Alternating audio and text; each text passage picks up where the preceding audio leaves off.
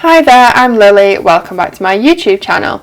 In this tutorial I'm going to show you how to work a turned hem in stocking stitch. So it just produces a nice neat folded over edge. For these purposes I'm going to show you how to work the hem in two colours, so just because it shows up a bit clearer on camera. And it's very simple. So I've just reached the point where I want my turning point to be. So say you were working a top down sweater. At this point your sweater should be as long as you want it to be, your final length. And now I'm going to work the turning ridge, which isn't strictly necessary because you can just fold the fabric without a turning ridge, but it kind of creates a crease like you would have in paper where it forms a natural position for the fabric to fold. So I'm going to work two rows in my contrast colour. So if I was in the round, I would knit one round plain in this contrast colour before working a purl round, which would create the ridge. However, because I'm just working this sample flat, I'm going to knit two rows. It's important that you change colour before the actual row that creates the ridge, if you know what I mean. It just produces a much neater line. So I will knit two rows.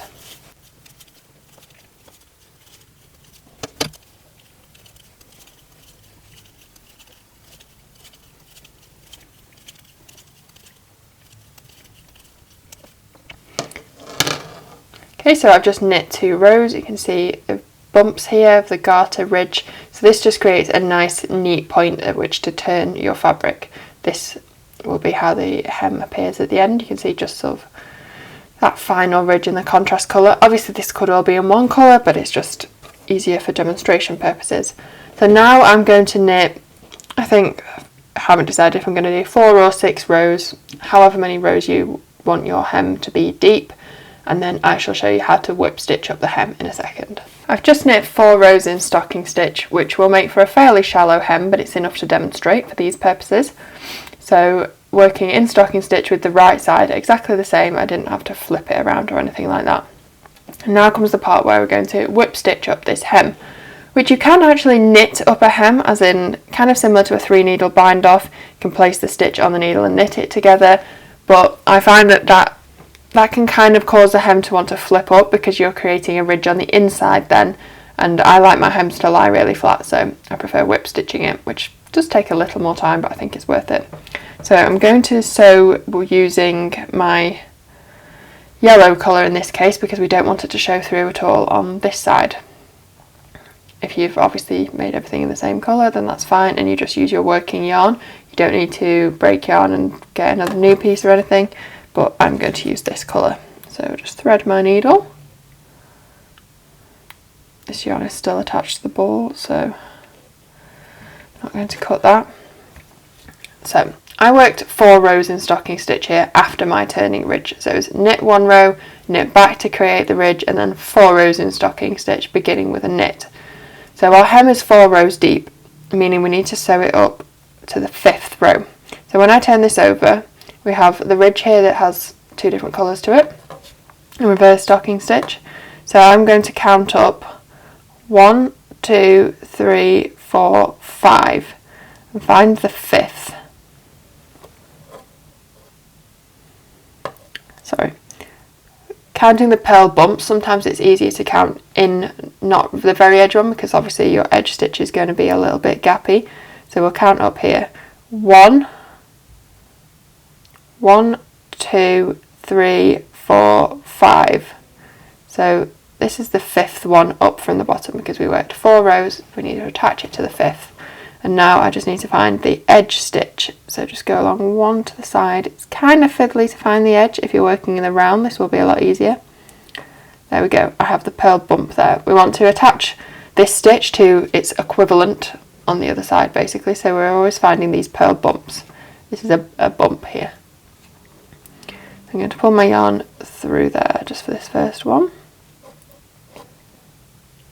and then just for this first one, then through the knit stitch and pull it off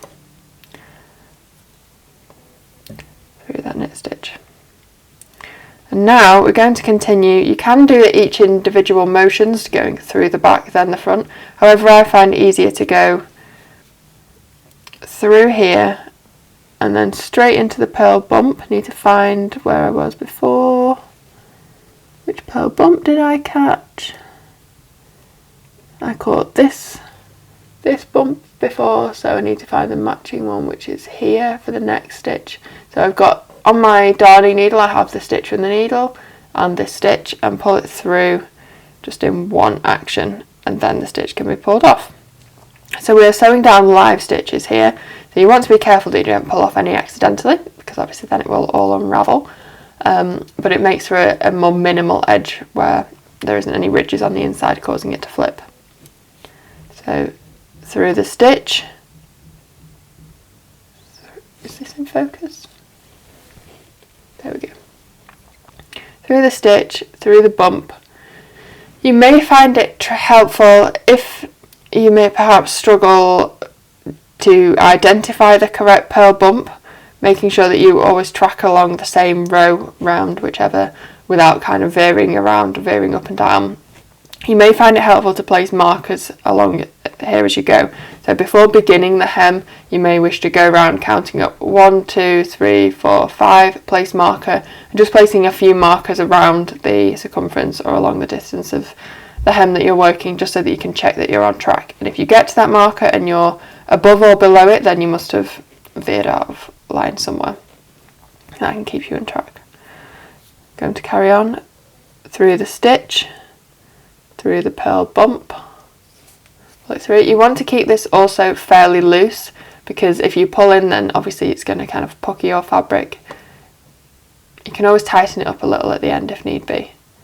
And then because we've been through this stitch, you can see it has been anchored here, then it can come off.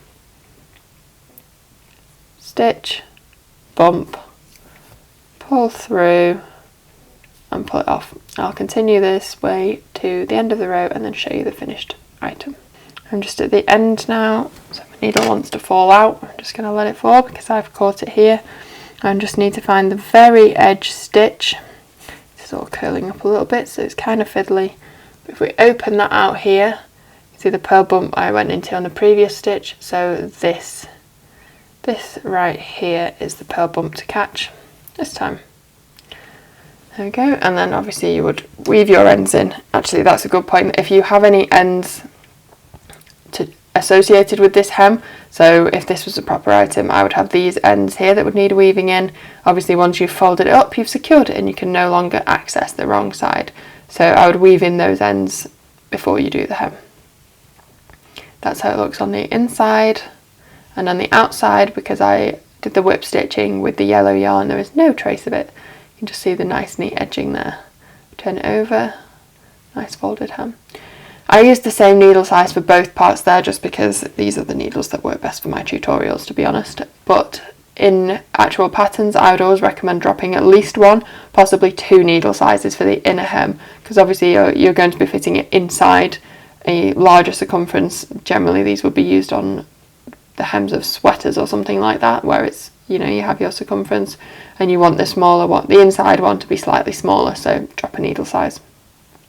It's not really evident over an item a swatch this small, but yeah. We can see there are live stitches all caught along there. It can seem scary using your live stitches, but it just produces a much neater edge. If I'd cast off there, we would have a ridge here, and this would really want to flip at this point. It would want to go like that, which is rather unsightly if you ask me. So this works out nice and neatly. Thanks for watching.